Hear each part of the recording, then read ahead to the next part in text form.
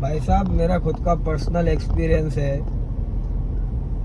लोग आपको ऐसे जज करेंगे वीडियो बनाते हुए, ऐसे देखेंगे कि आपको शर्म आ जाएगी। 10 लोगों के आगे कैसे वीडियो बने।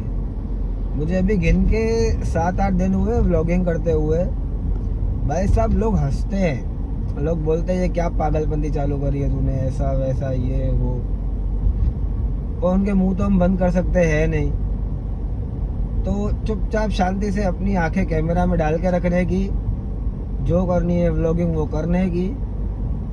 वो लोग क्या सोच रहे हैं, देख के क्या कर रहे हैं, किसी भी चीज़ का वो सोचना ही नहीं है। शांति से तुम तुम्हारे मोबाइल में आंखें डाल के बैठे रहो, कैमरा में आंखें डाल के बात करते रहो।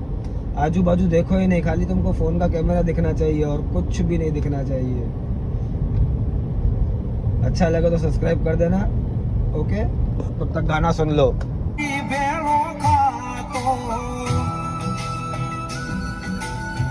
ओ